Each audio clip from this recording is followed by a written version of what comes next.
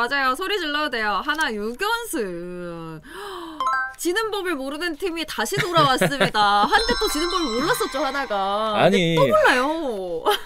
버스 지나간 다음에 전력 질주 잘하는 건 하나가 1등인 것 같아요. 근데 뭐 지나갔다. 뭐 포스트 시즌에 대한 버스는 지나갔잖아요 이미.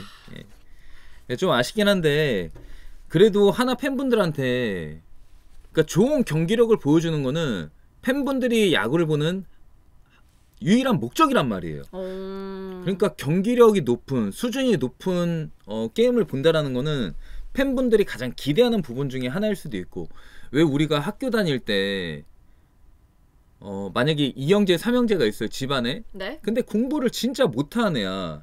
근데 얘가 어느 날 성적표를 받았는데 평균 95점이네. 그럼 부모님이 추궁을 한단 말이죠. 선생님도 야 너 공부 잘하는 애 괴롭혀갖고 혹시 그 답안지 약간 의심하는 거야. 보여달라고 한 거 아니냐. 뭐 근데 이번 주에 하나 그런 성적표를 받아왔어요. 의심을 살만한. 근데 저는 의심을 살만한도 있는데 예. 저는 이게 또 정말 더 잘해 보일 때가 있거든요. 이런 거 있잖아요. 공부 안 하는데 예, 맞아요. 하면 하는 거야. 하면 되는 애인 거야. 그래서 그런 것 같아요. 25년에 우리는 맞춰져 있다. 하지만 팩폭이라는 얘기도 있기는 했는데 이게 그 말인 것 같아요. 약간 하면 또 되는 팀인 거야. 자, 2025년을 위한 리허설을 2023년부터 하고 있다 이 얘기네요. 그러니까 앞에 리빌딩도 좀 길게 하긴 했는데 예. 지금 리허설 정도 리빌딩 리허설 뭐 글자 몇 개 차이 안 나지만 어쨌든 다르긴 하니까. 그래서 뭐 내년을 위한 도약 맞아요. 뭐 진짜 올해 좀 좋은 모습으로 마무리를 하고 뭐 내년에 뭐 5강 정도 갔다가 그 다음에 우승. 너무 아름다운 빠른가? 그림이죠. 너무 빠른가? 너무 아름다운 그림이에요. 이렇게 되면 뭐 세계 평화가 오는 거죠. 6강 점퍼 산다. 뭐 많은 분들이 진짜 기대도 하고 20년대 최초로 시즌 50승이구나.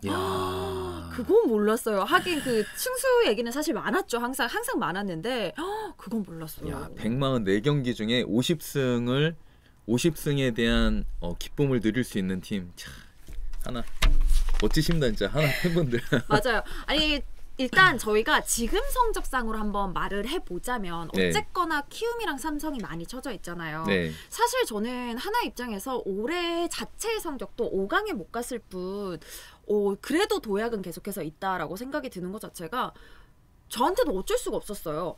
가끔 너무 잘하기도 하고 팬분들도 많은 거 알고 애정이 가기도 하지만 그 최하위라는 거는 정말 벗어날 꼬리표? 수 없는 그런 맞아요. 딱 꼬리표 같은 거였거든요. 네. 그런데 일단 그걸 벗어났잖아요. 그러니까 올해는 전 그건 것 같아요. 뭐 내년을 위한 도약 이런 것도 좋지만 올해도 뭔가 읽어낸 건 하나 있다.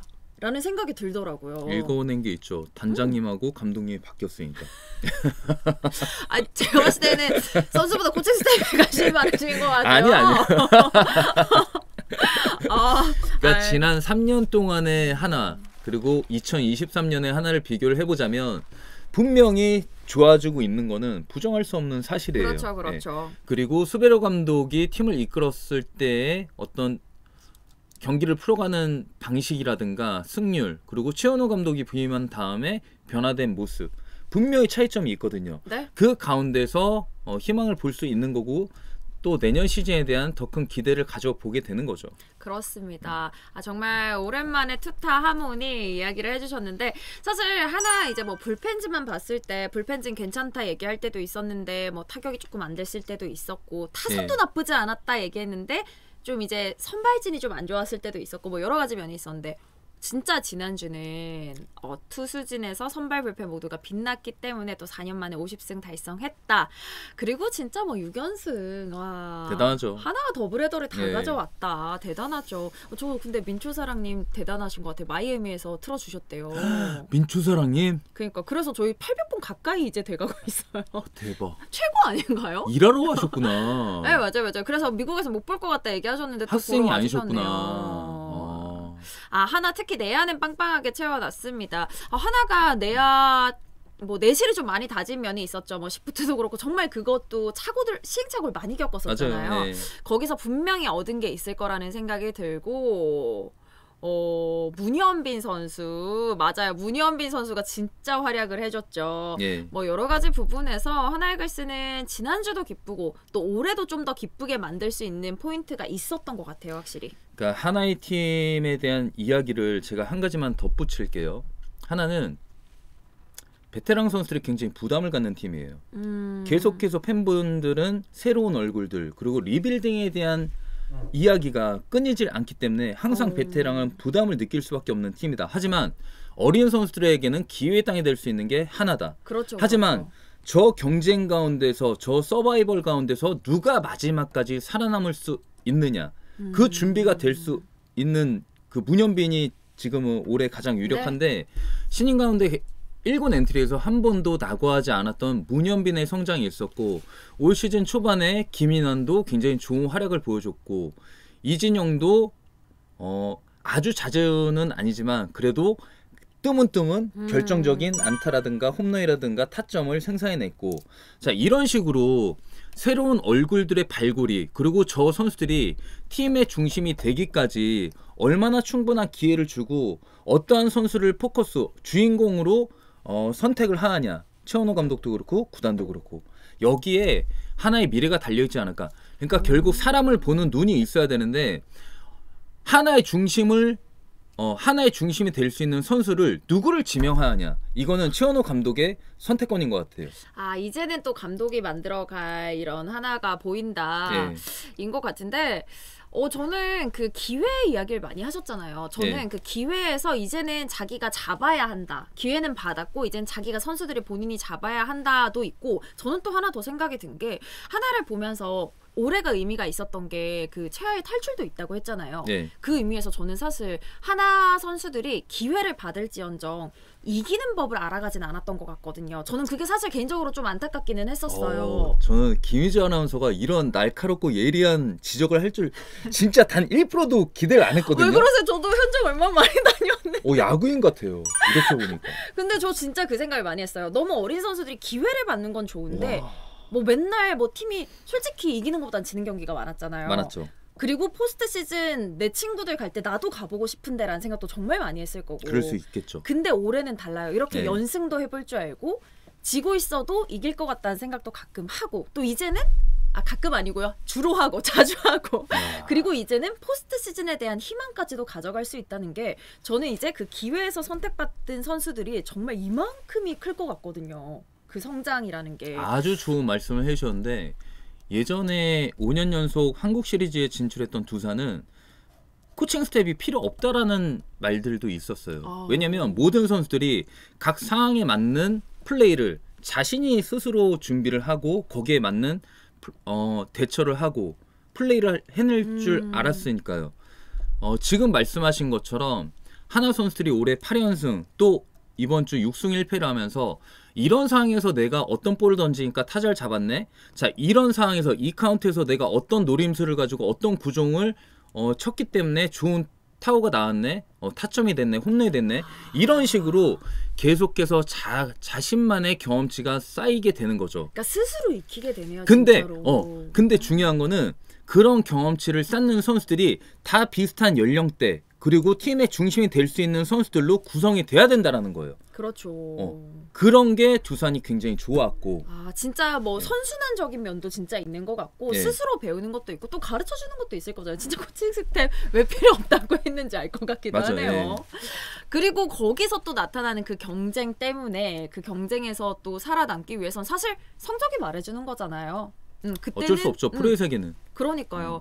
그런 면에서 진짜 전반적으로 다 계속해서 발전해 나가고 그래서 5년 연속도 가능했던 것 같다는 생각이 드는데 하나의 입장에서는 올해가 그래서 5강은 조금 힘들어졌을 지언정 5강 이상의 또 다른 걸 또 얻은 한 해가 된 것 같아서 그럼요. 예. 진짜 기대가 많이 되는 것 같습니다. 제가 영업 비밀 하나를 저 팬분들한테 말씀을 드릴게요. 어떤 한 사람의 영향력이 얼마나 큰지에 대해서 제가 말씀을 드리고 싶은 게 뭐냐면 제가 삼성에서 LG로 트레이드가 됐을 때 네? LG에 이진영이 있었단 말이에요. 근데 이진영은 SK 시절에 김정준 전력 분석 그 실장이 있었나? 아무튼 전력 분석에 굉장히 능통한 전력 분석 팀이 만들어졌었던 SK 왕조 시절의 주축이었어요. 네. 이진영이 가지고 있었던 각 구단들 투수의 습관, 그리고 견제 동작, 모션, 또 카운트별 승부구를 던지는 확률, 이런 데이터들을 LG에 와서 많은 선수들에게 전파를 했단 말이에요.